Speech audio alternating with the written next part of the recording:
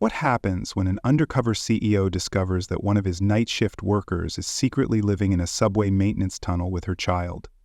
You're about to hear a story that redefines leadership, compassion, and the true meaning of responsibility. Welcome, thoughtful and caring listeners. You've chosen the perfect place to spend your time today. In this powerful journey, a CEO trades his title for a mop and flashlight, only to uncover a hidden struggle that forces him to confront everything his company stands for. Get ready for a story that's both eye-opening and heartwarming. Let's dive into it together. Ethan Calder stared at the sleek presentation on the digital boardroom screen, his jaw tightening with each graph and glowing bar chart. According to the reports, Metropulse Transit was thriving. On-time percentages were steady, budget performance had surpassed expectations, and employee satisfaction was labeled acceptable. But Ethan knew something was off. For months, social media had been flooded with frustrated posts from riders about dirty stations, staff indifference, and delayed trains. Even worse, a few handwritten letters had made their way to his office. Letters from employees, unsigned and cautious, describing exhaustion, dangerous shifts, and being treated like they were disposable. One letter ended with a haunting line: "We keep the city moving, but no one sees us until something breaks." It echoed in Ethan's mind long after the ink faded. The board, however, remained unmoved. During that morning's executive meeting, he'd brought up the complaints. Randall, his chief of operations, had waved them off as noise from disgruntled few. Another VP chuckled and said, "Twitter's not a policy." Ethan didn't laugh. He remembered when he started Metropulse, back when it was one station, one schedule, and a handful of people, working around the clock to make something better for the city. It wasn't perfect, but it had heart. Somewhere along the way, amid mergers, investments, and data-driven growth, that heart had gone missing. He found himself wondering if the organization he had built still reflected the values he once held. Ethan had tried all the usual fixes: town halls, employee surveys, anonymous suggestion boxes, but the answers were always curated, filtered, polished. If he truly wanted to know what was happening on the ground, he needed to see it for himself, without the title, the driver, or the assumptions. That afternoon, he made a decision. No media, no internal announcement. He would become Eli, a new night janitor at Metropulse's busiest downtown station. Just a name tag, a mop, and a clear view of the system he thought he understood. Because if the people running the system were no longer being heard, it was time for the one at the top to start listening, with both ears and both eyes wide open. Ethan, now Elliot, stepped off the service elevator into the belly of Midtown Central, Metropulse's busiest underground station. It was nearly midnight, yet the air still pulsed with residual noise.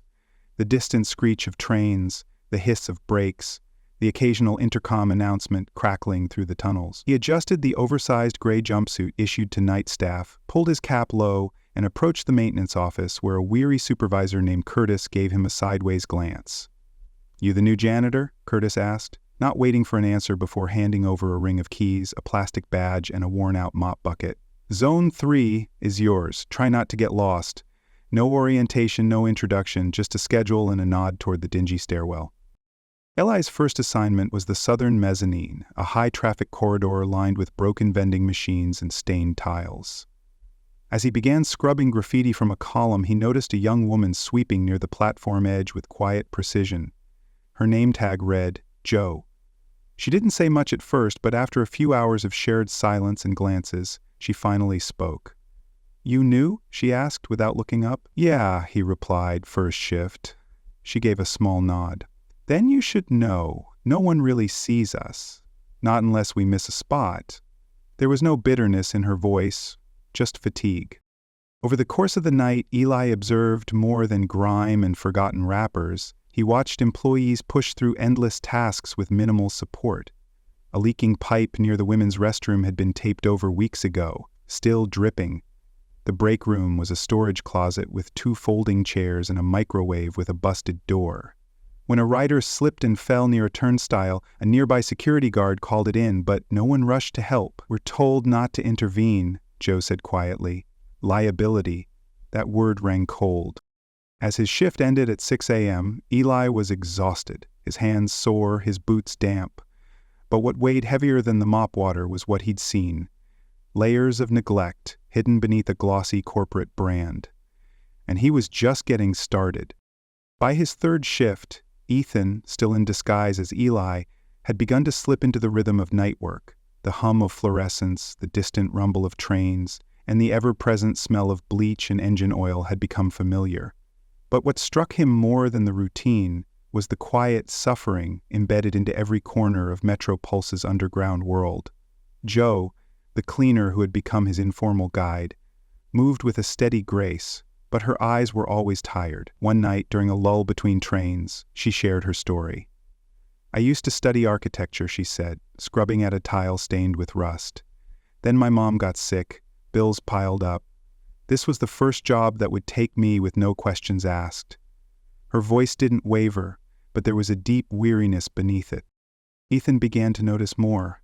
Oscar, the maintenance technician on call, walked with a limp and regularly popped painkillers behind the control panel.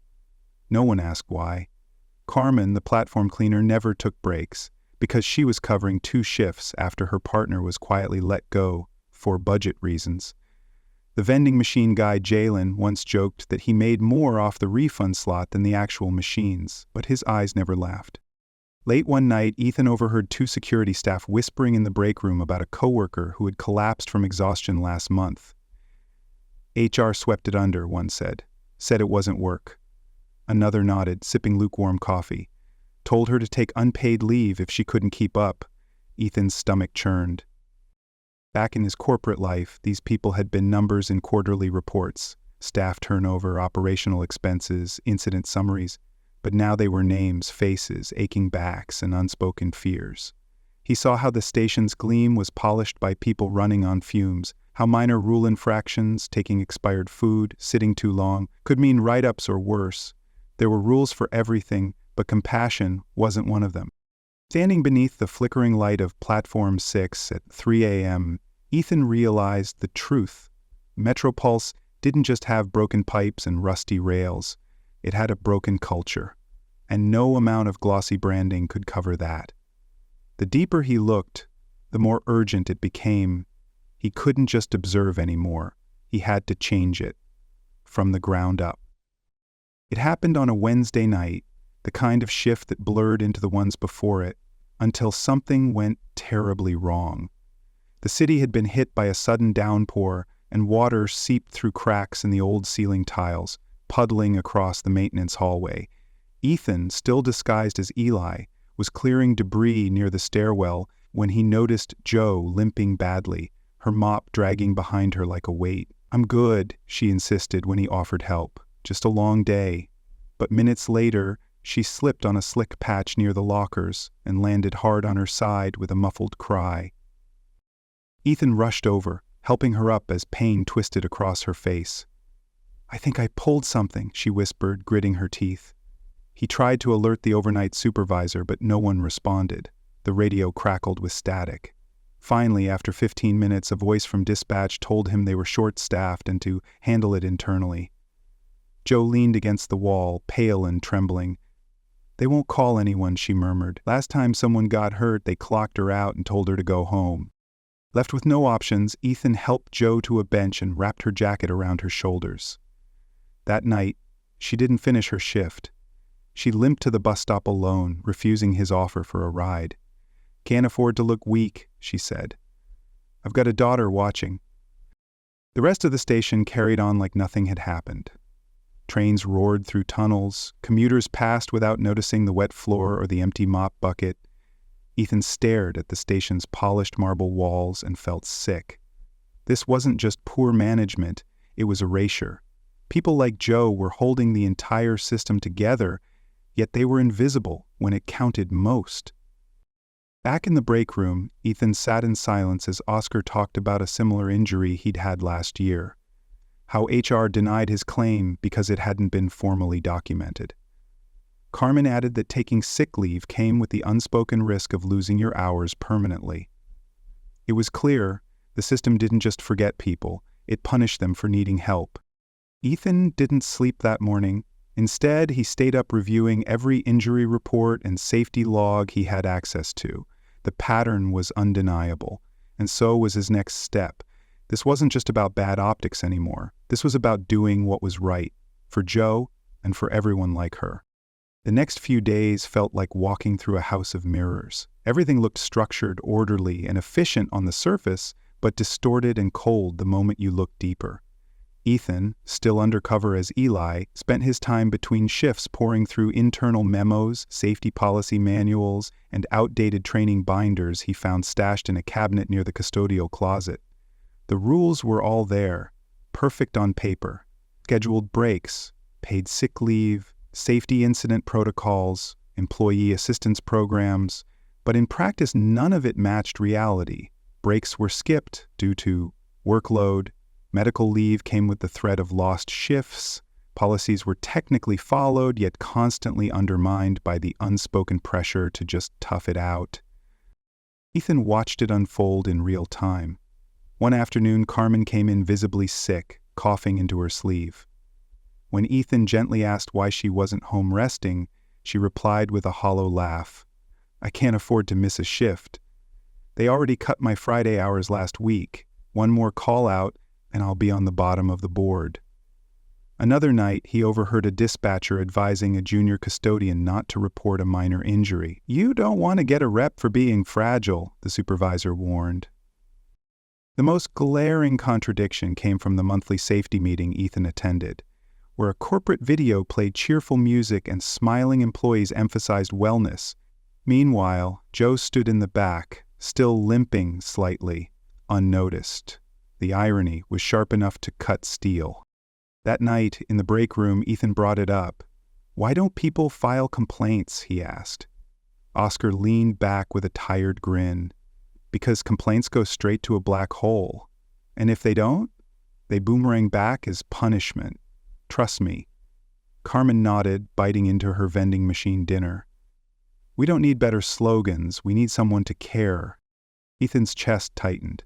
All this time, he'd seen employee feedback metrics as data points, graphs, charts, trends. Now, he saw them as stories of silence. The policies had been built to protect people, but somewhere along the way, they became shields to protect the company from accountability. It was no longer enough to revise a handbook or draft a new memo. Ethan realized the problem wasn't the absence of policy, it was leadership using policy to avoid responsibility. And that had to change, starting with him. It happened on a Wednesday night. Cold, quiet, the kind of shift that felt heavier than usual. The cleaning team was assigned to the maintenance tunnels beneath the facility, a maze of dimly lit corridors connecting service entrances, boiler rooms, and old cargo lifts. Ethan worked alongside Jo and Carmen, scraping grime from the walls, dragging equipment through puddles, and replacing rusted light fixtures. It was hard, isolating labor, but what pushed everything to the edge wasn't the work, it was what happened when the emergency ventilation system failed. The sudden gust of hot air turned the tunnel into a suffocating box. Carmen began coughing violently, her face flushed. Jo reached for the walkie-talkie, trying to call for assistance, but the static swallowed her voice. Ethan dropped his tools and pulled the emergency override lever. Nothing happened. "It's jammed," he muttered, heart racing. At that moment, it wasn't about policy, it wasn't about hierarchy, it was about survival. He shouted for the others to move back toward the service hatch. When they finally stumbled into the adjoining corridor, gasping for cooler air, Jo collapsed to her knees, and Carmen leaned against the wall, wheezing. Ethan looked up at the barely functioning ventilation grate and felt something inside him crack. If this had been anyone else, if he hadn't been there, they might have passed out in that tunnel, alone. And no one would have noticed until it was too late. Later that night, back in the break room, Ethan confronted the night supervisor, a weary man named Craig. Why didn't the override work? Why weren't there backup fans? Craig looked up from his clipboard with a shrug. Budget cuts. Management pulled the secondaries to reduce energy use. They haven't been maintained in over a year, he paused. We flagged it. No one listened. That was the moment for Ethan, the moment he stopped seeing this as a temporary experiment. This wasn't just a failing system, it was one where people were placed in harm's way and left to fend for themselves. He couldn't keep pretending to be Eli. not when lives were at stake. Standing in the dim hallway, the emergency lights still flickering above him, Ethan made a vow. He wouldn't let this happen again. Not in this tunnel, not in this company. The next shift wouldn't come with silence. It would come with a reckoning. The following night, the janitorial crew gathered in the dimly lit break room, still shaken from the incident in the tunnel. Carmen had recovered, but her voice was hoarse, and Joe hadn't stopped glancing nervously at the vent above the coffee machine. Ethan sat quietly among them, still in his gray uniform, his mop propped against the wall behind him. But this time the weight he carried wasn't just from the exhaustion. It was the burden of truth he could no longer withhold. "I need to say something," he began, standing slowly. The conversation died instantly. All eyes turned to him. "My name isn't Ely," he said, his voice steady. "I'm Ethan Caldwell. I'm the CEO of Caldwell Maintenance Systems." The room froze. Carmen blinked. Joe's mouth parted, but no words came. Even Craig, the weary night supervisor who had just stepped in, narrowed his eyes in disbelief. "Wait. What?" "I came here because something felt wrong," Ethan continued. "I've been reading reports, looking at turnover, injury logs, complaint records. None of it matched what I believed this company stood for, so I decided to see it myself." "You've been one of us for weeks," Joe said quietly, her arms crossed. "You scrubbed floors, cleaned grease traps." "Because numbers lie," Ethan answered. "But your stories, your exhaustion, your kindness to each other when no one's watching, that's the truth. And that truth nearly cost someone their life in that tunnel. That's on me." Craig's jaw clenched. "You saw the reports. We flagged those systems." "I know," Ethan nodded. "And I ignored them. I trusted middle management, budget reports, and efficiency charts. But I never walked these halls. Not until now." Silence hung in the room, heavy and brittle. Then Joe spoke again. "So what now? You pull off the uniform, go back to your office, and forget this ever happened?" Ethan shook his head. "No. Starting tonight, the system changes. Emergency equipment gets replaced, staff get real hazard pay, proper training, mental health support, fixed schedules. And Carmen," he turned toward her gently, "you'll have full paid leave until you're fully recovered. On my word." Carmen nodded slowly, stunned. "You all deserved better a long time ago," Ethan said, his voice quiet but firm. "Now it's time you get it." And for the first time since he'd stepped into the shadows of his own company, someone clapped, then another. And in the middle of that tired break room, change began, not from policy, but from truth. In the weeks that followed Ethan's reveal, Caldwell Maintenance Systems underwent a transformation unlike anything it had experienced in its decades-long history. No longer operating behind spreadsheets and quarterly reviews, the company's leadership began to take root where the real work happened, on the ground. Ethan, true to his word, didn't retreat to his office tower. Instead, he split his time between the field and headquarters, ensuring that the decisions made in boardrooms were grounded in the lived realities of those scrubbing tiles and fixing leaks. One of his first actions was creating a worker advocacy board, composed of employees from every shift, every role, every site. Joe was nominated to represent the overnight custodial staff, and Carmen, after recovering from her near concussion, accepted a new position as safety liaison for field crews. She was tasked with identifying overlooked hazards, coordinating safety drills, and advocating for timely repairs, something no one had ever been paid to do before. The most immediate change was the overhaul of scheduling. Flexible rotations were introduced, mandatory break periods enforced, and an emergency call-in system put in place for anyone experiencing burnout or fatigue. Craig, who had long operated as a hard-nosed supervisor under pressure, surprised many by stepping up as a mentor, working closely with HR to retrain supervisors in leadership rooted in empathy, not fear.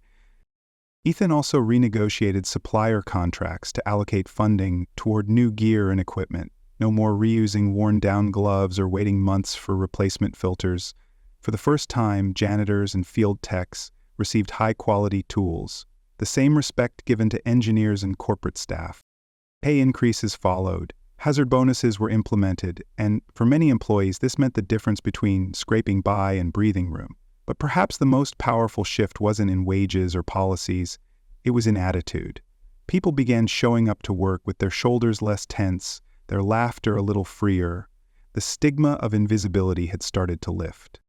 In the staff room, where exhaustion once reigned, a new bulletin board went up, titled "Voices That Built This Company."